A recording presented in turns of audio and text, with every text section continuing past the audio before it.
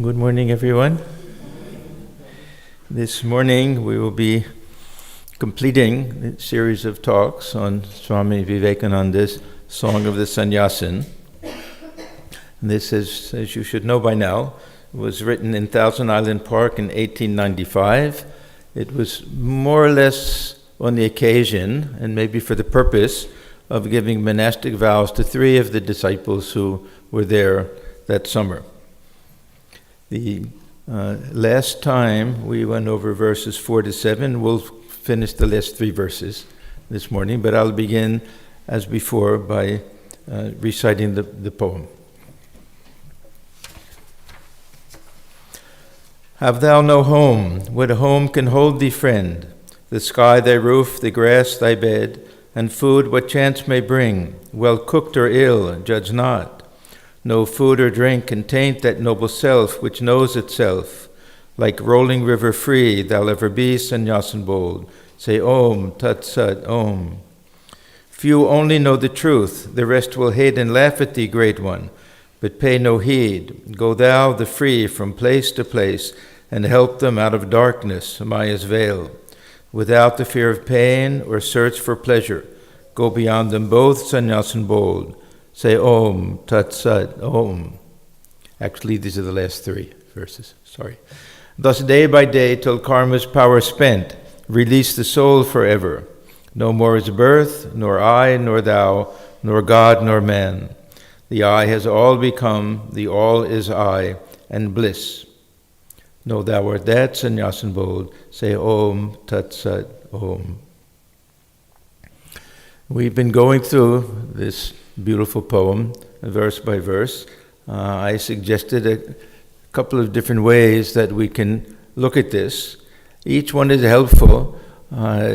We can stand in awe of this, the highest ideal of the sannyasin, but we can also see how it applies to all of us, because this ideal of renunciation is necessary for everyone, only for some internal and some internal and external together. So we can easily see that the poem, just on the face of it, represents the very highest ideal, monastic ideal.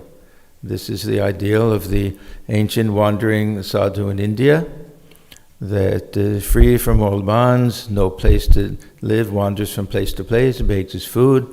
The ideal that even we don't come close to following, but that we respect as the very highest type of ideal.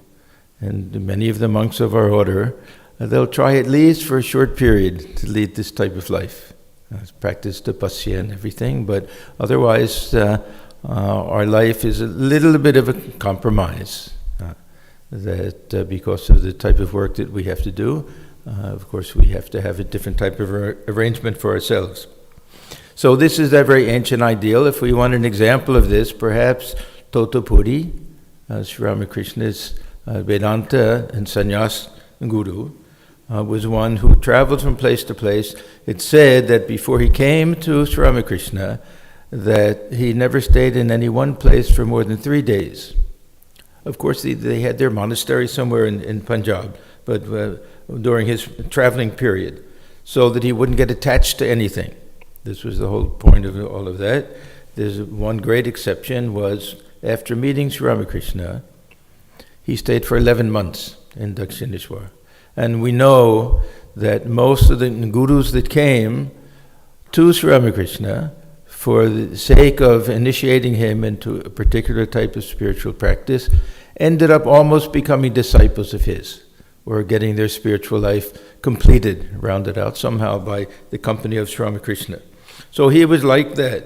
He had no possessions, no place to live, would sleep under a tree, wore no clothes, the naked one, and just everything depended upon divine will. A perfectly free type of soul, very little connection with society, and spending all of his time in spiritual practice. He had a sacred fire that he would keep and sit around that fire and practice meditation for long hours.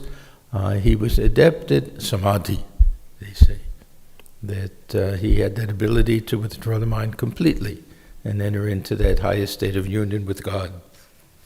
So very easy for us to see this poem, the Song of the Sannyasin, as representing this highest monastic ideal. And we'll find that when Swamiji traveled during his parivrajaka period, his wandering period, that he lived like this also. Just begging his food and depending upon the will of God, not knowing where he would sleep any one particular night. So this represents that type of ideal.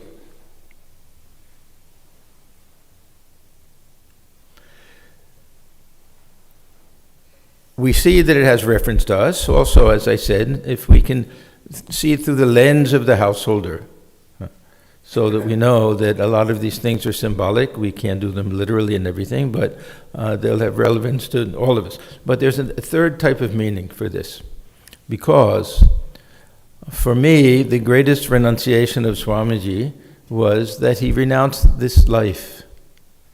That the joy that came from wandering freely, and Swamiji himself used to say that it was his real nature to live in some mountain cave somewhere and spend his time in meditation and everything.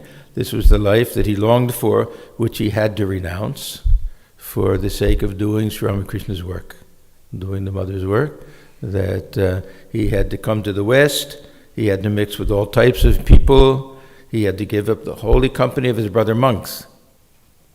We sometimes don't realize that the Swamis who come to this country, what they're giving up when they come in terms of the company of all the brother monks that they have, and the holy places in India and everything, especially the early days. Now it's not quite the same, but in the early days, it was a great sacrifice.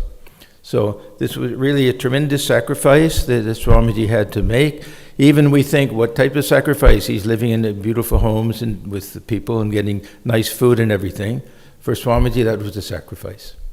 He really longed to lead that life of great austerity. So there's a certain poignancy to these verses, a certain wistfulness to them, in my mind at least, that I can imagine Swamiji thinking that, yes, this is the highest ideal.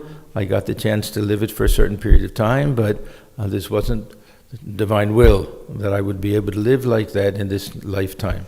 So that's Swamiji's greatest renunciation, really, if we think about it. The other type of renunciation for him was natural and easy and joyful. This was a little bit of a different type of austerity. This is kind of reversal of roles. So I think this adds one more level of meaning to the poem, this sense of loss or nostalgia for the old life that Swamiji must have felt when he wrote this poem. What he had to endure, what he had to give up in order to fulfill the divine command of Sri Ramakrishna, who wanted him to organize that small band of young men together to form the first monastery and to spread his teachings. He never specifically said it that we know of, although he gave Swamiji all those instructions in private and everything, but we know this, the will of Sri Ramakrishna, that everything wouldn't end with his death, that this would somehow continue. And because of that sacrifice of Swamiji, we have everything that we have today. Okay, so now we'll go back to these last three verses. Have thou no home? What home can hold thee, friend? The sky thy roof, the grass thy bed, and food what chance may bring. Well cooked or ill, judge not. No food or drink contained that noble self which knows itself. Like rolling river free thou ever be, Sannyasin bold. Say Om Tat Sat Om. This is one of the most oft-quoted verses in the Song of the Sannyasin, one of the most important ones. And as I was saying, we can see the beauty of the literal meaning of this, that there's a certain joy in not having any possessions and not having any home. Now, most people will think that that's absurd, and that's why most people don't become sadhus. But those who appreciate that and understand, there's a freedom. Well, possessions become like a burden that we carry around with us. There's a tremendous sense of freedom that comes from not having possessions, even a home, which is such a valued thing for most people. Even that. When we, if we look at chapter 12 in the Bhagavad Gita, chapter on devotion, not specifically meant for sannyasins or anything like that, but we'll see some of these terms that are used. Aniketaha, homeless. Yena kenichit santushta, content with whatever comes on its own. So these are the signs of those who have renounced everything and have full reliance on God. There's a verse that I like very much from the Mahabharata. It says, Yena kenichit achanno, yena kenichit ashitaha, yatra kvachana shayisyat, tam deva brahmanam viduhu. A very nice verse. It's similar to what we find in the Gita. This gives a definition of who is a real Brahmana. The Brahmana, not just caste, but this is someone who lives in Brahman. What's the definition of someone who lives in God? We can say that who is the real dweller within God? One who will wear any clothes. And this is typical of sannyasin. They'll take rags off of the street. It doesn't matter what they look like. There's no fashion or anything. Whatever clothes they wear, if they wear clothes at all, is good, fine for them. And then yena kenichit ashitaha, that doesn't matter what food they get, content with anything. Then the third thing was yatra kvachana shayisyat, they'll sleep wherever they get a place to sleep. That also doesn't matter. We saw this in the life of Swamiji, how sometimes really wandering he would stay in the palace of these Maharajas. And other times he would stay in the home of the very, very poor or just sleep under a tree. Makes no difference. Yeah? So these are the three signs that we have. Whom do the gods consider to be a real Brahmin? One who lives in Brahman, one who will wear whatever clothes come, who will eat any food, and who will lie down anywhere. That means really pays no attention to what type of clothes, what food, where he sleeps. This is the ideal of the sannyasin. Now, homeless. This is a very serious issue, and it has a very negative connotation because we know people who are homeless, and sometimes through no fault of their own, and certainly not through their own desire.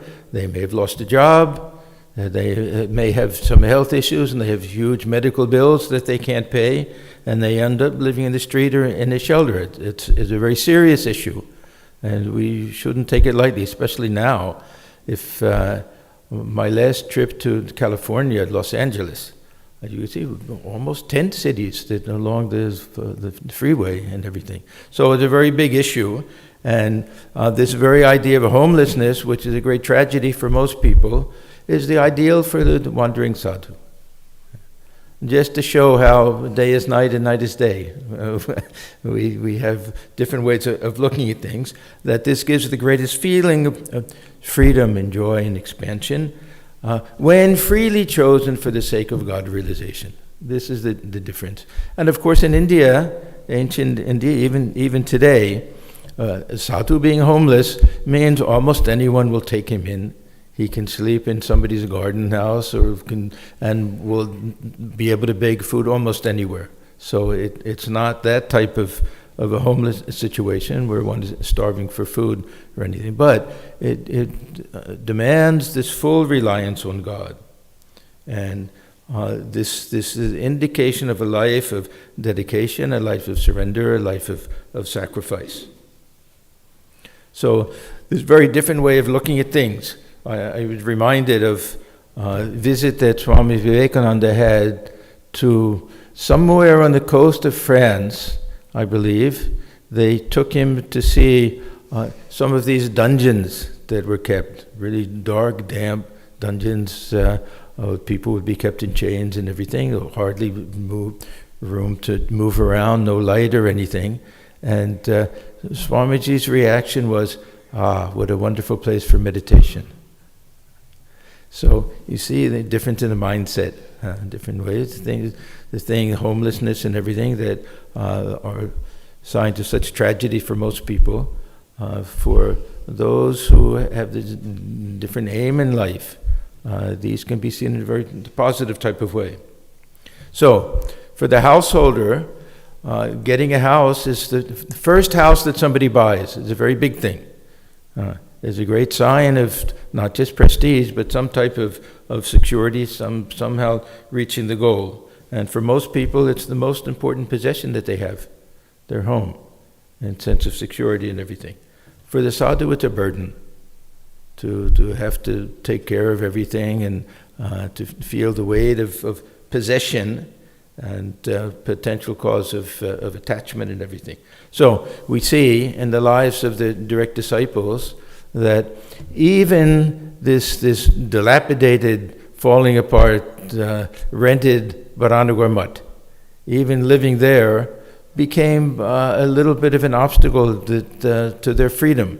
And they all, one by one, wanted to leave and just lead that perfectly free life of the wandering monk, not knowing where they'll sleep any particular night, going from place to place, all at the mercy of providence, or the goodwill of the local people. And aside from Swami Ramakrishna, who stayed there the whole time, that they all went one by one, sometimes in pairs, many of them just on their own, to lead that type of traditional ancient sadhu life. And they were so filled with renunciation that really where they stayed, what food they had, where they would sleep was really of no consequence whatsoever. So as I was saying, as monks of the Ramakrishna order, we also don't have the luxury of that type of life of poverty. That maybe every once in a while when we take sannyasa, for 3 days we beg our food. It's just a token thing. It's not really that type of renunciation. We may be able to go to Uttarkashi for a short time. But other than that, we have to have that spirit of renunciation. And this is where the householder devotees and even the monks of our order both have to practice this, some type of internal renunciation, some spirit of poverty, we can say. Spirit of not knowing that we don't really own anything or possess anything. There was a very wonderful Swami of our order. His name was Swami Premarupananda. He was a cousin of Swami Lokeshwaranandaji. Yeah. He was in charge of Jaidambati for many, many years. Some of you saw him, I'm sure. Very, very loving sadhu. And sometimes we're fooled, he and Swami Lokeshwaranandaji both, these very loving sadhus, that we don't see that real intense renunciation and spirit of tapasya and everything, because they're so sweet and loving and outgoing and everything. But one of my trips to India, he came to stay at the Institute of Culture, where Swami Lokeshwaranandaji was.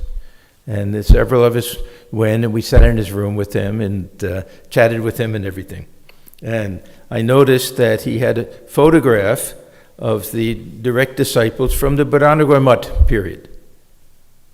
So I asked her, one of us asked him about the photograph, and he said he carried it with him wherever he went. So we asked him why. He said so he would be reminded that this is the real life of the sannyasin. Even staying in a place like Institute of Culture was very luxurious, for a very nice place to stay, but to remind himself that it means nothing to stay in a nice place like that he wanted to feel that he was still leading that type of austere life that the direct disciples led at the Baranagar Mutt. They practiced such intense austerity, Swamiji said, that demons would have run away at the sight of them. Yeah. How they would get up early morning, sometimes sit for meditation, and not move until 5 in the afternoon. And Shashi, Swami Ramakrishna, would have to forcibly shake them to get them to come and eat some food.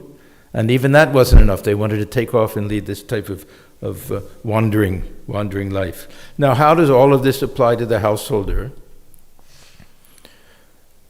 We have a good example in the life of Mahendranath Gupta.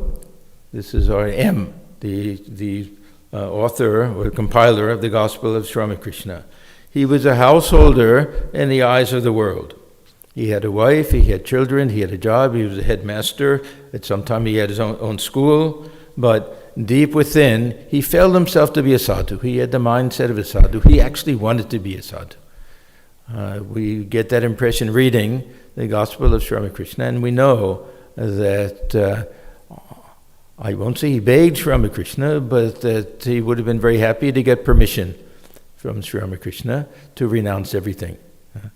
But it wasn't simply that he had a family to look after and everything, but Sri Ramakrishna wanted him to stay in the world as an example of someone who was both a householder and a sannyasin. There's a new type of ideal, we can say. So he was this perfect grihi sannyasi, something like that, living a householder life, but with the heart of an all-renouncing monk. And some of these things he really did literally. That this longing to lead a kind of homeless life means that he spent a great deal of time outside of his family home.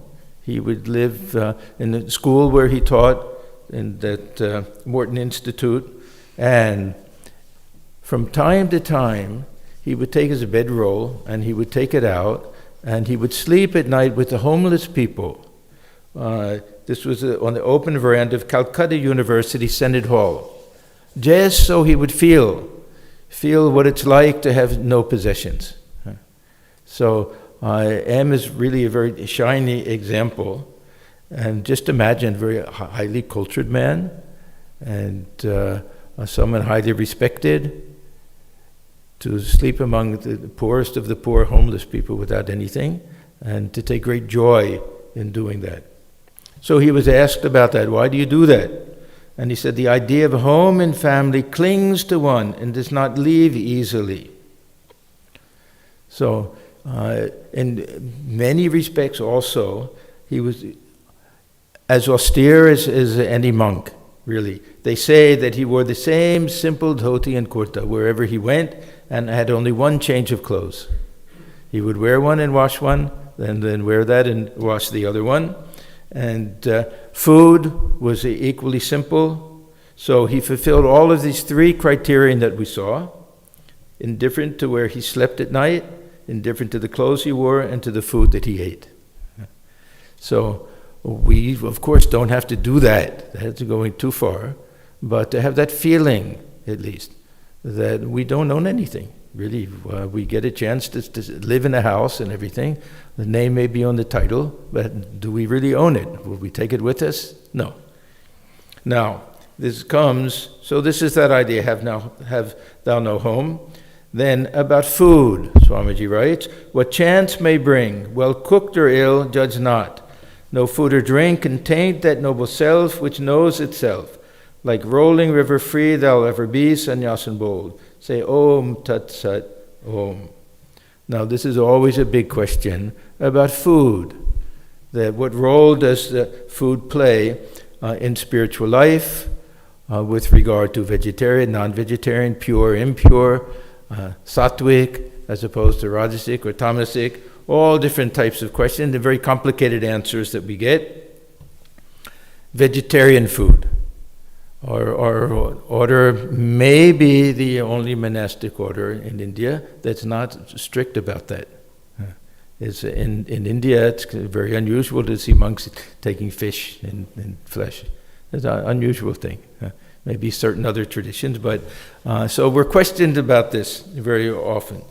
And the whole Indian tradition, vegetarianism is a somewhat recent development, mostly because of Jains and Buddhists. Yeah. The Vedic period, of course, you had to offer a goat and other things, and so Swamiji talks about that. The ancient rishis, sitting around and having their barbecue and everything.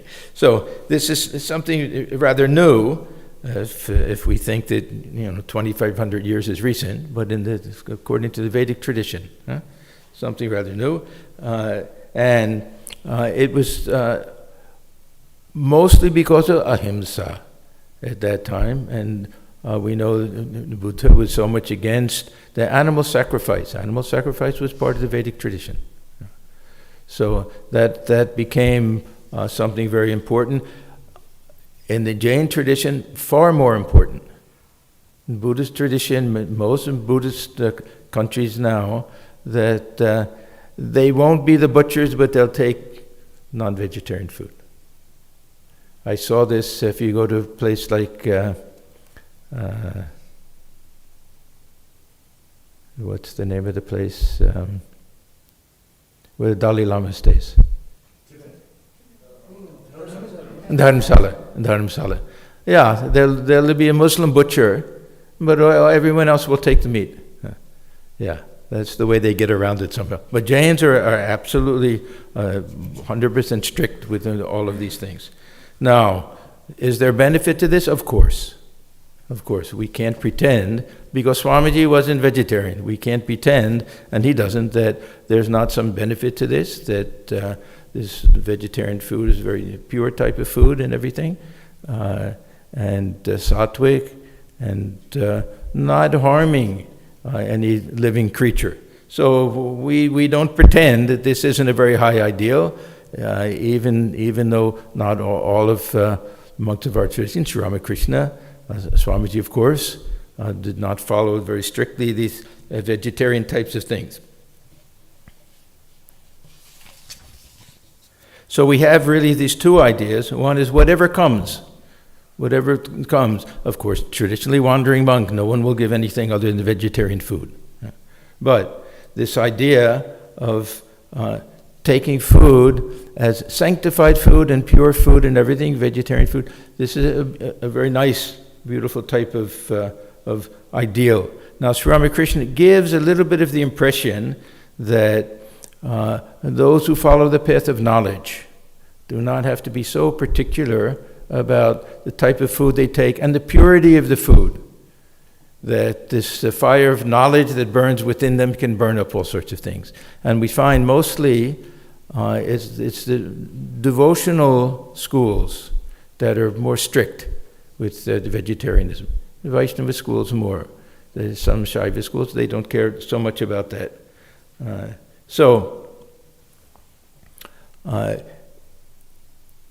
When we look at the direct disciples of Sri Ramakrishna, we'll find that maybe half of them were vegetarian, or slightly less, and the other half not. With regard to the purity of food, and who was there, who was cooking the food, who was giving it, where we get that food from, Swamiji says, very few people are sensitive enough to be able to tell that he was very much against kitchen religion, and this idea that we can only take food from people of the same caste and things like that. Swamiji didn't like that idea at all. But for Sri Ramakrishna, he was the opposite. His system was very, very sensitive. If an impure person touched any type of food, then he couldn't take it. And they tested him so many times and would check to see the character of this person and everything. So everyone is a little different that way. With Swamiji was the one, Narendra, that Thakur thought could digest anything. So we know that there were several Marwari devotees of Sri Ramakrishna that would come, and Sri Ramakrishna had great praise for them. He said they're real Hindus, but they made their money through commerce. They were business people with this idea of you buy something cheap, sell it expensive. For Sri Ramakrishna, this was a little bit some type of deception or something. And he used to say those who work in an office have to tell lies a little bit, this and that. So not only wouldn't he take their food, he wouldn't allow any of the disciples to take it. So they said, what will happen to this food? We'll save it for Narendra.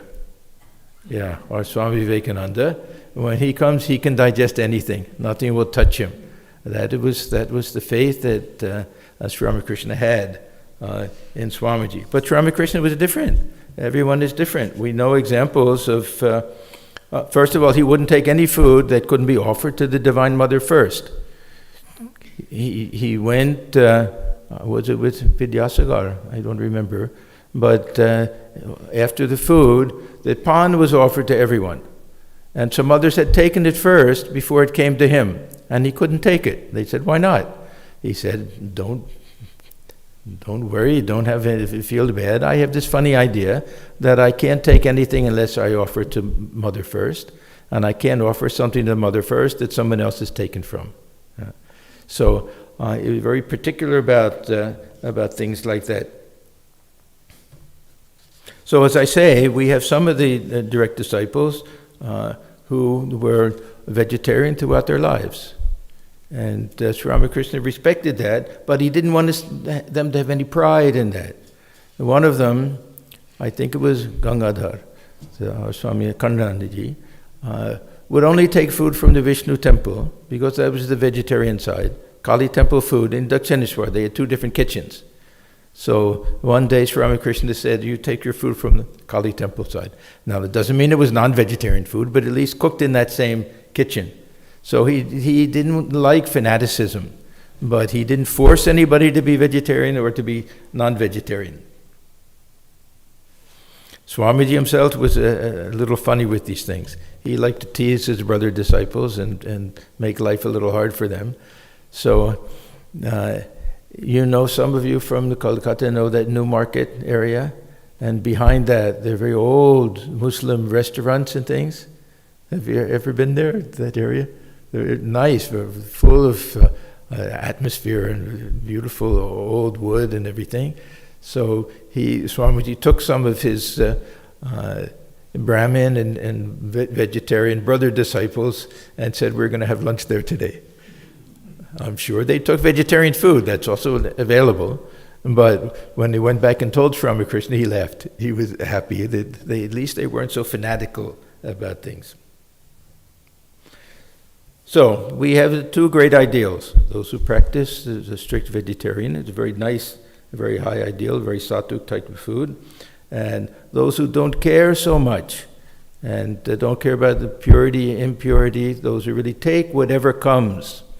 We have a tradition that with regard to Madhukari Bhiksha, this Madhukari Bhiksha, when the sadhu goes to beg for alms, it goes from place to place. But you don't take everything from one place. Like the bee takes pollen from each different flower. You can take a little from each place. And whatever food comes, it's considered pure. Nobody considers who cooked it or anything about it. It's considered pure. So when we go for begging at the time of sannyasa, when we come back, part of that food goes to the temple and is offered to Sri Ramakrishna. That's the one time that he can be given food, that we don't have no control over how it's cooked or anything like that. And then some of it is taken to the president of the order. He'll also take some of that food. Because Sri Ramakrishna said, all food gotten by begging is pure. So this is that other ideal, whatever comes, what chance may bring, we accept that. So in both cases, there's a spiritual ideal behind it. This is the main thing, that there should be some type of self-discipline, some type of self-control with regard to food and everything else, and this dependence on divine will.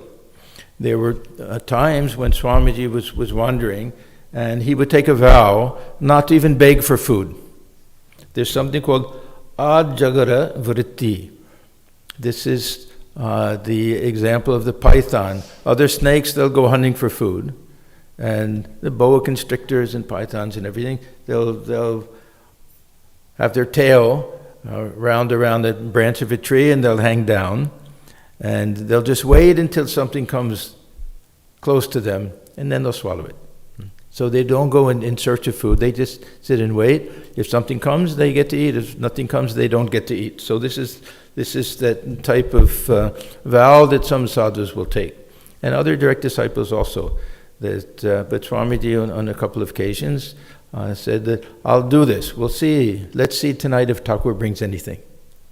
So that type of dependence, complete, relying on the will of the divine. In their case, they felt Sri Ramakrishna was in charge of everything.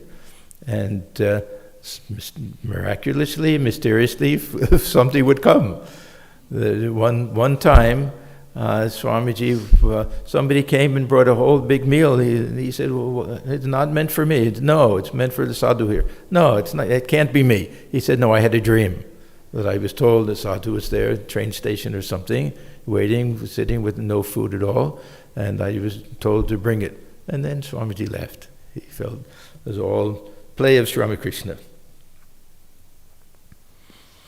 We know the story of when Swamiji was in Alamora, that he hadn't eaten for some days, was practically starving, felt that he was starving, and there was a Muslim fakir who gave him a cucumber, and he always felt that this saved his life that day.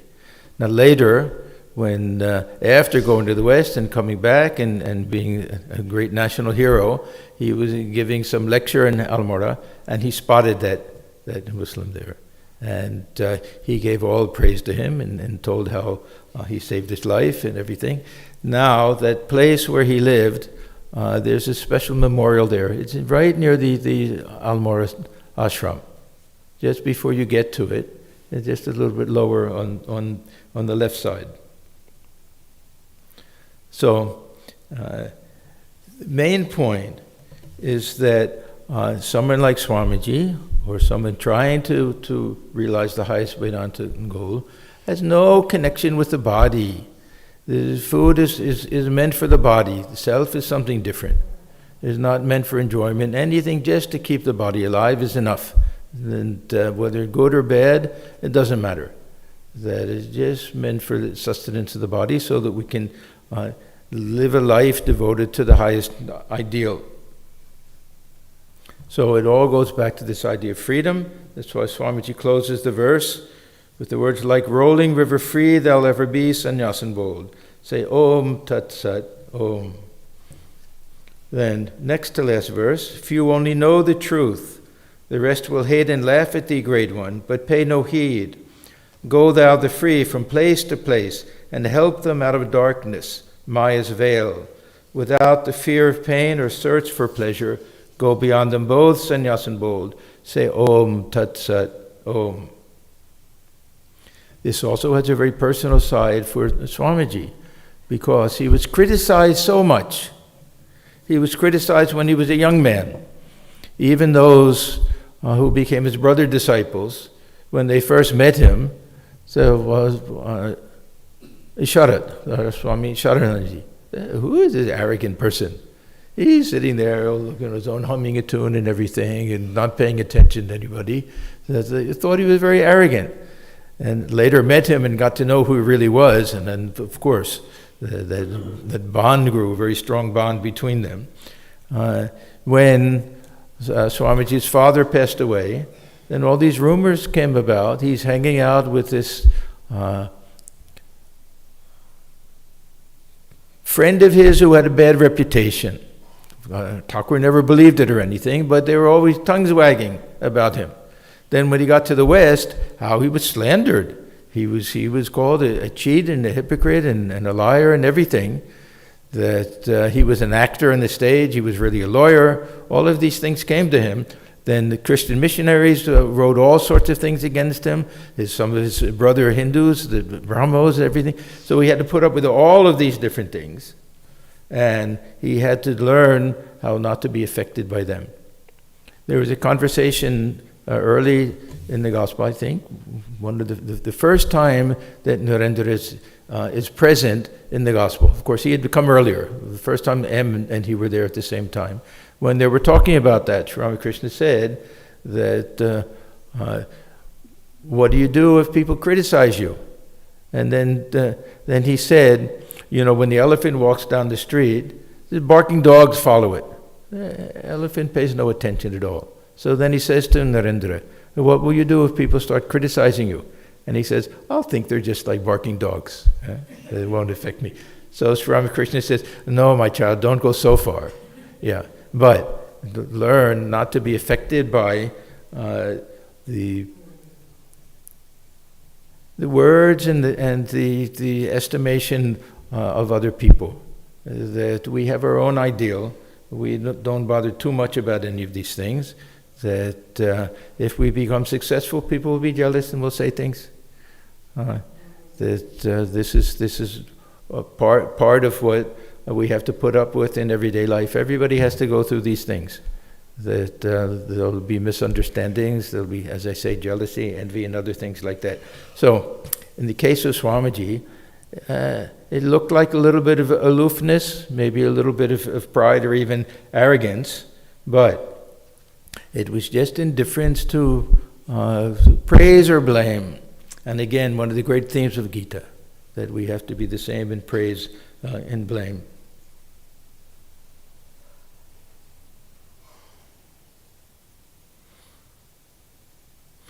Then the other great feature in Swamiji's life referred to in this verse is this intense desire to help other people get out of darkness. How Swamiji was willing to be born again and again just to save a single person.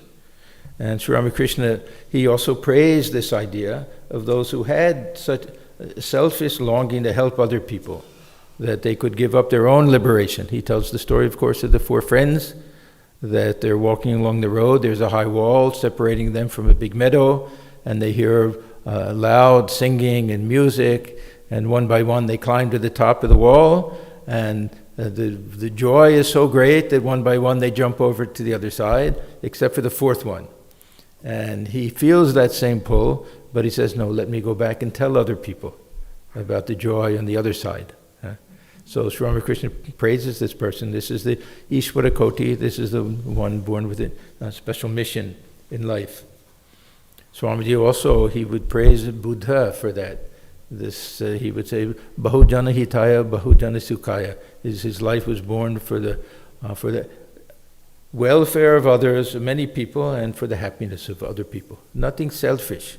So everything to help other people spiritually, of course. Then we get to the final verse. Thus day by day, till karma's power spent, release the soul forever. No more is birth, nor I, nor thou, nor God, nor man.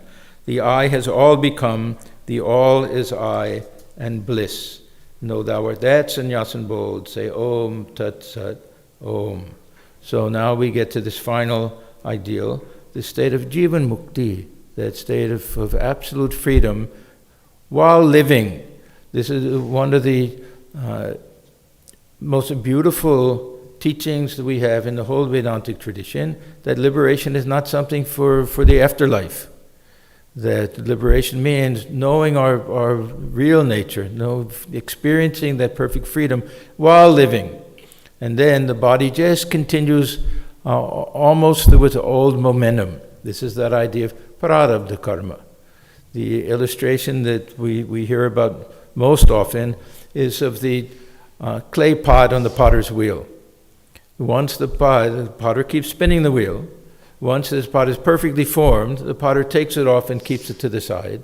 Then no more spinning of the wheel. But it takes time for the wheel to stop. It has very little friction. It may take a long time. Slowly it stops. Whether it's moving or not moving, has no connection, makes no difference to the pot that's been taken off.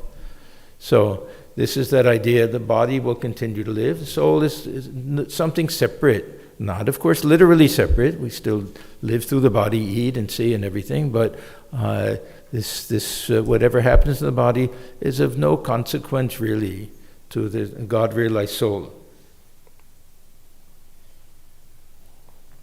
So this liberated soul merely waits for this karma. Karma reaches its end, and then the play is over, and again fully merges back into that reality from which it came. So these are all the verses that we have in the beautiful poem, the Song of the Sannyasin. Now, I wanted to take just a couple of minutes because today is the birth anniversary of Swami Vivekananda. And we have a special, I personally, but the whole center has a special connection to him through Swami Swahananda, who was his disciple and who was the founder of our center here and who gave his blessings to so many people here.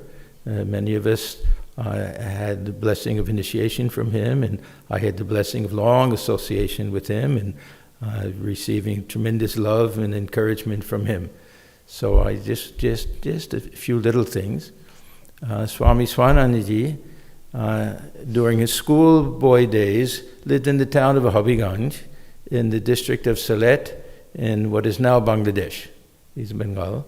And from the very beginning, when he was 13 years old, he started going to the Ramakrishna ashram in Habiganj, which is a short walk from the house where he lived. Very, very close, a 5-minute walk, something like that. And within a very short time became one of the most regular members there. He read all of the books in the library. He was given the key to look after it. It's 13-year-olds. The boy was in charge of the library there. He's very proud of that. Every morning, early morning, he went and washed all the vessels and did so many different things. And then he decided that he wanted to take initiation. At that time, Swami Atmajnananda was president, so he wrote several letters to him, and he even received some replies from him, which he kept throughout his life. They were considered very valuable things to him. So excited, taking initiation from Swami Atmajnananda, and then he died. So then, before he could get to Belur Math, so the next president was Swami Vivekananda. So his friends used to tease him. They said, you said you would only take initiation from Swami Swahananda. Now look at this. Now, and he said, no, I never said that. I said I would only take initiation from President Maharaj, who happened to be Swami Swahananda at that time, but now is Swami Vivekananda. So anyhow, he was, I think, 14 or 15, something like that. There were 4 of them who went from Habiganj. 2 were college students, and the other one was a young boy, his age, probably something like that. So the 4 of them had initiation together, and this was really the only time that he was with Swami Vivekananda at all. But we asked him many times about his experience in the initiation and everything. And one thing that always struck him, he said, after initiation, the 4 of us went and spoke to Swami Vivekananda, and he asked, do you have any questions? So one of them said, what will happen if we don't follow the instructions we've been given? So Swami Swahananda said to me, I thought, what a strange question. Just now took initiation and talking about not following the instructions. So Swami Vivekananda said that whatever was to be won't be. That's all. Whatever would have happened if you had followed it, won't happen. That's all. Very simple like that. Then Swami Swahananda said that later it occurred to me, perhaps he was thinking, the Holy Mother used to say, don't worry, my child, that I'll do japa for you, I'll be there at the end, nothing to worry about. But he gave that other answer. And then Swami Swahananda, he said, I thought I should also ask a question. So the Swami Vivekananda, he used to give both Thakur's name and Holy Mother's name. So there would be 2 mantras. So he said to him, Maharaj, should we do them one after the other, or do all the one first and then the other second? And he said, do whatever you like. And now those who knew Swami Swahananda know that was his answer for almost anything. Yeah, do what you like. He so many things he got from that short visit with Swami Vivekananda.